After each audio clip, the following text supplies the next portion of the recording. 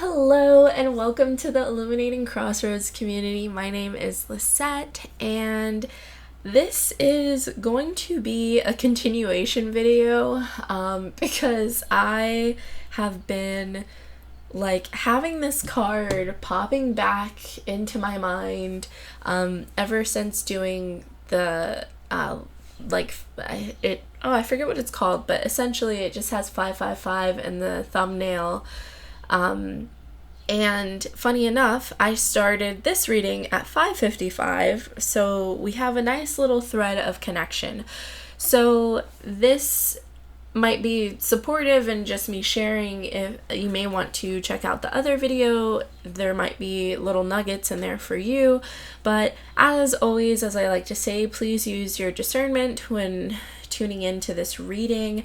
Only take that which supports you for your highest and greatest good, and then just allowing yourself to leave anything that is not for you off to the side. Leave it for another to pick up when it resonates with them. So the whole thing that I was getting with this card, essentially, and it's so funny, I didn't even grab any other cards. So I will have to go grab some tarot cards, but this is a reading about transmuting fear. So if we are experiencing fear, and actually this is funny, because I just recorded the full moon in Scorpio video, and we were talking about demons or fears in that video as well, so that might resonate with you. But for this is honestly, first I'm thinking of Aries energy right now, and especially, okay, so I don't know why I'm kind of being pulled to, Saturn is going to be moving into Aries on May 25th, and Saturn does represent some of our fears and where we feel restricted in our lives. So it could be supportive if you are feeling specific fears that have been coming to a forefront within your life of because we're getting ready to Saturn's going to go retrograde, so we're going to have this similar story line that we kind of had with Mercury and Venus, and that we will also have eventually with Neptune. But when Mercury and Venus went in their retrograde in Aries and then dipped back into Pisces, and then they went forward, and then now we're getting all the Aries energy. So we're gonna have that same thing happening with Saturn and Neptune. But this could be really supportive of just thinking we've been stepping into building up our Saturn story, for the Saturn retrograde when it does, station retrograde, which I don't have the exact date in my head at this moment, but nonetheless.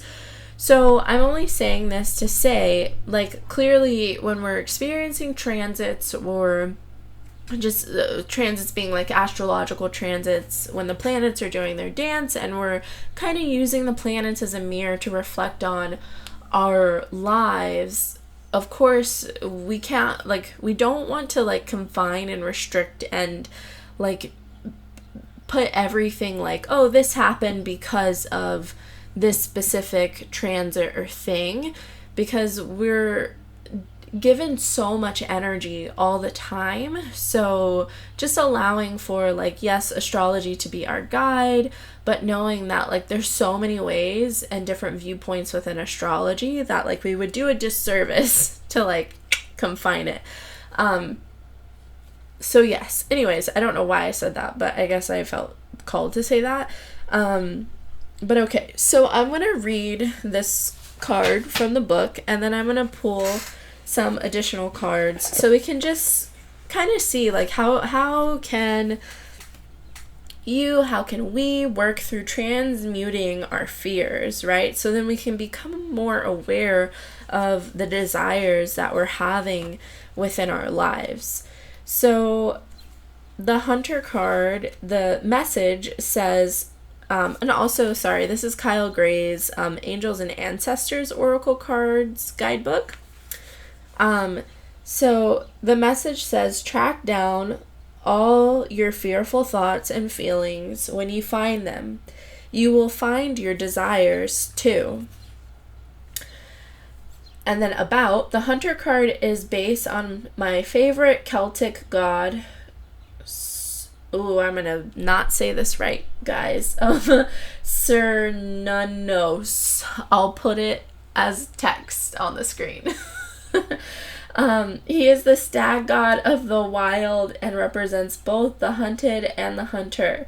Similarly, there we go, the hunter helps you connect with an energy that is both fearful and fearless. Your fears are the only things that are standing between you and what you desire at this time.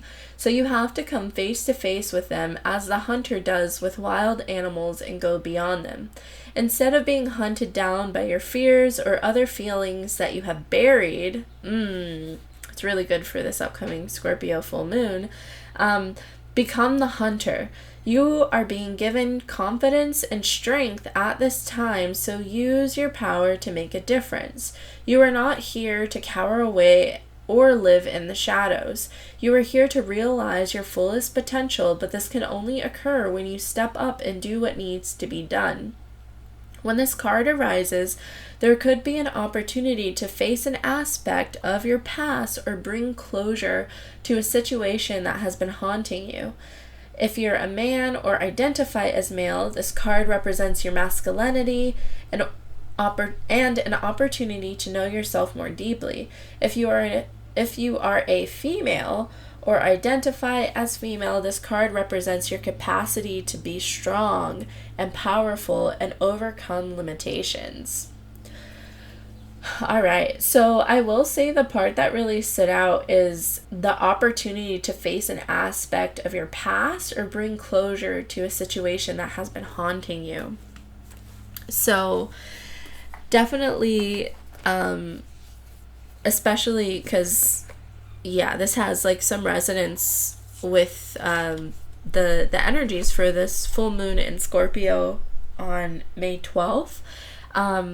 Allowing whatever's being illuminated or whatever's arising to the surface, like being sure to not repress any of it, because this is an opportunity to allow for a reintegrating of either these parts, or to just close out these specific chapters of past situations, or even I'm really thinking of like patterns, be it through like physical habits or within stories in your mind, or just like emotional cycles that keep going on replay, or just like thinking of this hamster wheel of like coming into these spaces that are not supportive for you and your mental health.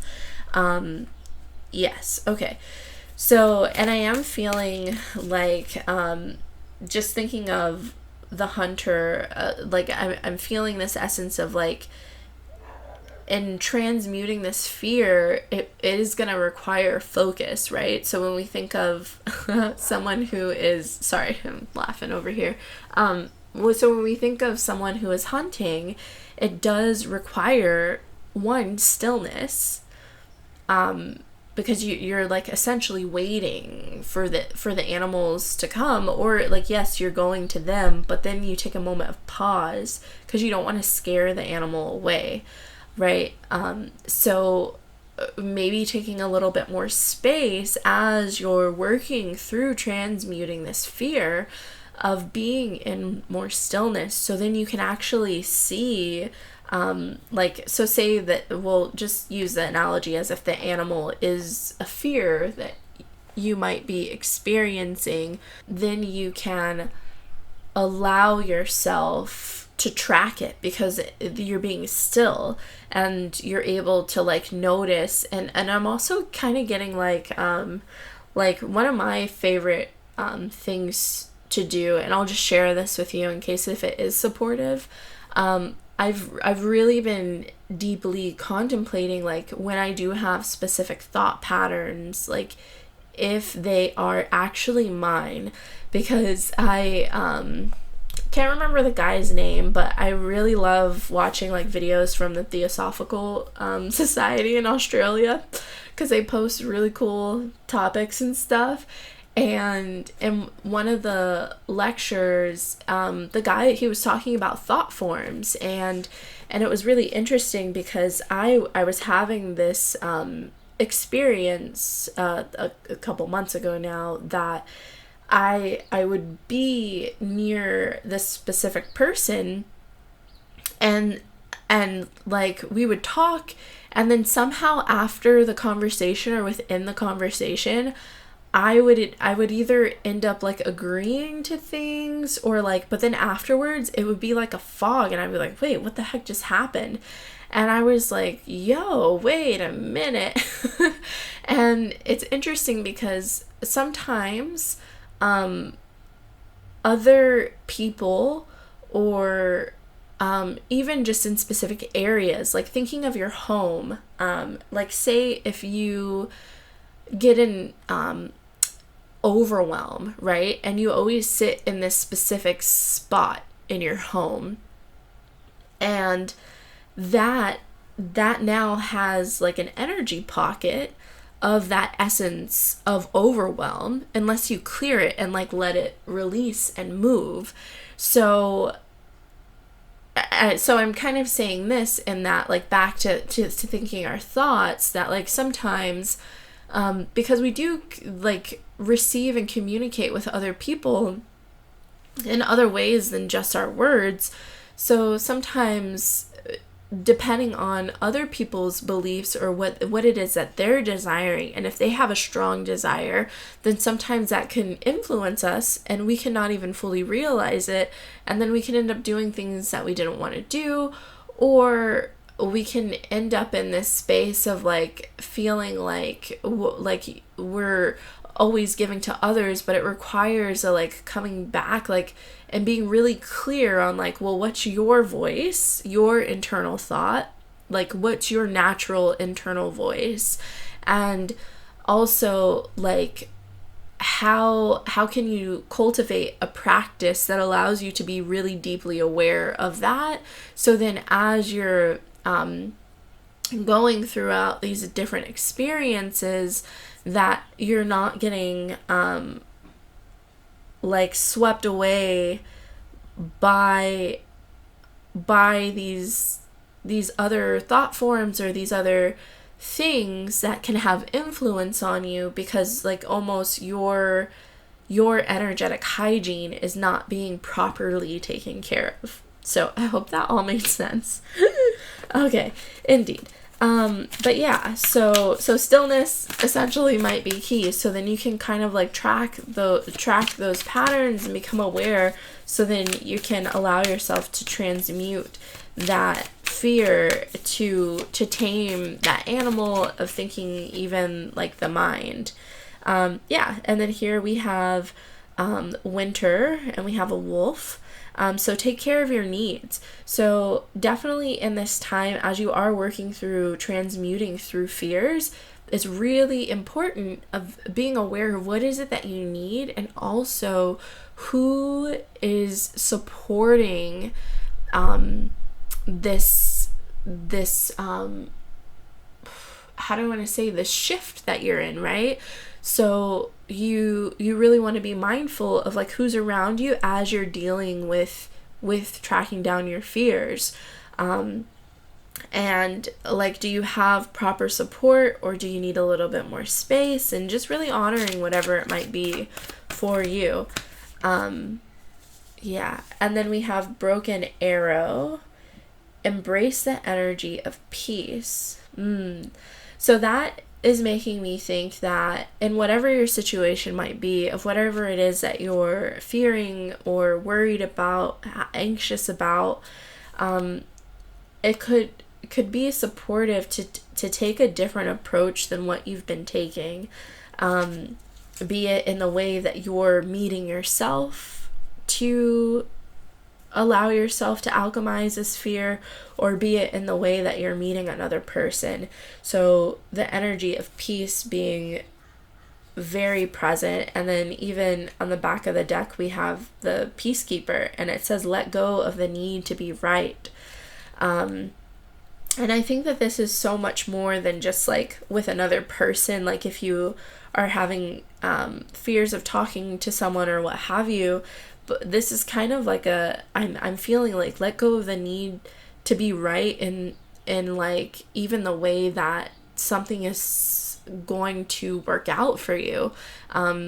So let go of like how do I want to say, I don't know another example other than like for simplicity's sake of like, say if I am like in a space where I need money, and then I'm like, okay, well, I know that if I go, or how do I want to say it? I know the only way I can make money is from a job.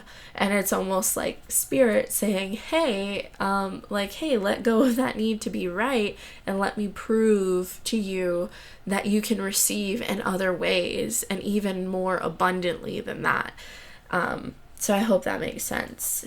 And yeah, and this is also making me think of White Buffalo Woman. Yeah. Okay, and then let's see. Okay, so we also have Hermit, Retreat, and Recharge. So that goes very well with the Winter card. And even just thinking of how we were saying, like, in order to track down, the animal, the fear, you do have to be still, you have to be quiet. So really carving out some time to do that so that you can become more clear. And then there, he's even doing the, I believe, the Gana Mudra, I believe it's called. So you do your thumb and your index finger, so it's fire and air. So that might be a supportive mudra for you to use if you're meditating. Okay, and then we do have here, Elder, move beyond ancestral patterns. So this could be also honoring, like, maybe that fear is not yours. So how can you take, I'm almost feeling like taking time to be in, oh, hold on, my battery's gonna die. One moment. Alright, so this could even be like taking the time to do a little ceremony, a little ritual, and even like she has the tobacco pipe here, so maybe that could be an offering or something that you give to the ancestors, and even or to the land. But this is showing that like the fear that you might be experiencing, especially if it is something that kind of like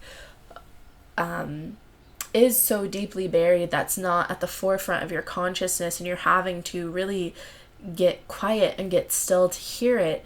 It could be something that is an ancestral or lineage thing.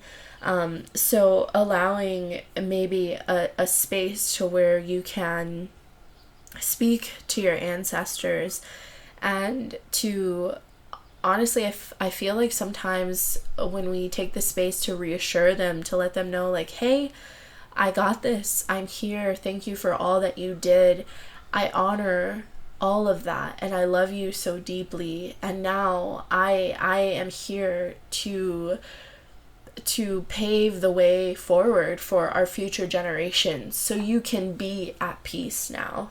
Like something like that, and it can be in whatever way truly resonates with your heart, so that you can really kind of like send out this ripple to your lineage, to generations who have come before you and who will come after you, to know that like it's okay to break the pattern, to change the cycles, and to choose to choose in love and peace and not fear anymore, or survival, of knowing that you don't have to be as strategic as, you know, you once had to be. There can be more flow and intuitiveness. There can be more softness and receptivity, and allowing that to guide the action that is wanting to be taken. Yeah. Okay. All right. So I do hope that this was supportive, and yeah, please do let me know if this resonated with you at all down below in the comments. And yeah, I'm wishing you all the best as you move through transmuting this fear. Definitely allow some space to really meditate, and for winter, just allowing your heart to kind of letting whatever may have calcified to just melt away, and knowing that you don't have to carry those things anymore, whatever it may be, if it's from you in this life, if it's a lineage thing. And also, even sometimes if you can't pinpoint if it's you or a lineage thing, just still giving the offering or saying the prayer or the words, either way, it's still so supportive. So really flow with what you feel in your heart is in most alignment with you, to bring about this moving away from the fear. So then you can see, like, what are those deeper desires, like what are maybe the things that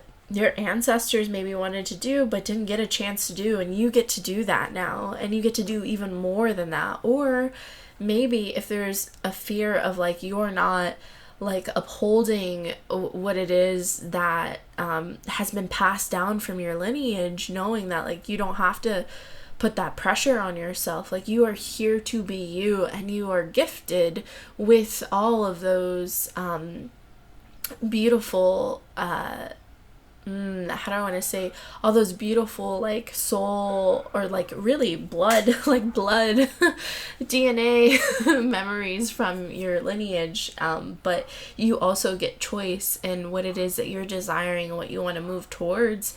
And I feel like if this is for someone where it's an ancestral thing, it does feel like they love you no matter what, and they want to support you. So allow yourself to move with where you're feeling called to go, and to not